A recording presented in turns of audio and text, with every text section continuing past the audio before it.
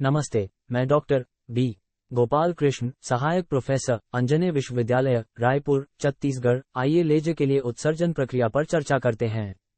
आइए उत्सर्जन प्रक्रिया की पूरी समझ के लिए परमाणु और उसकी संरचना के बारे में चर्चा करें। परमाणु में मूल कण के रूप में प्रोटॉन, न्यूट्रॉन और इलेक्ट्रॉन होते हैं।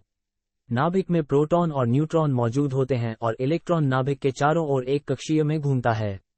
अपने मूल कक्ष से इलेक्ट्रॉन को उच्च ऊर्जा अवस्था में उत्तेजित करने के लिए इलेक्ट्रॉन को ऊर्जा आपूर्ति की जाती है। आइए प्रारंभ में अवशोषण प्रक्रिया को समझें। अवशोषण प्रक्रिया में परमाणु निम्न ऊर्जा अवस्था E1 में उचित ऊर्जा E को अवशोषित करता है और उच्च ऊर्जा अवस्था E2 में चला जाता है। इस प्रक्रिया को अवशोषण प्रक्रिया कहा जाता है।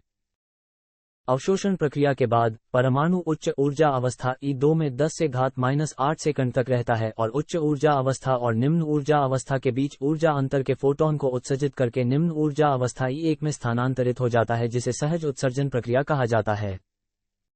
उत्तेजित उत्सर्जन प्रक्रिया में निम्न ऊर्जा अवस्था E1 में परमाणु उचित ऊर्जा को अवशोषित करता है और उच्च अवस्था E2 में चला जाता है।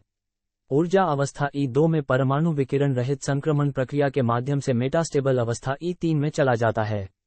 मेटास्टेबल अवस्था में उत्तेजित परमाणु 10 से घात -3 से -6 सेकंड तक रहता है।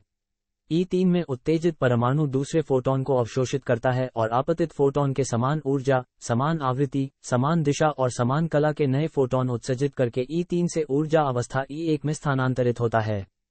इस प्रक्रिया को उत्तेजित उत्सर्जन कहा जाता है। लेजर के लिए उत्सर्जन प्रक्रियाओं पर विषय देखने के लिए धन्यवाद। आशा है कि यह आपको लेजर के लिए उत्सर्जन प्रक्रियाओं को समझने में मदद करेगा। भौतिकी से संबंधित विषयों पर अधिक वीडियो देखकर हमें प्रोत्साहित करें।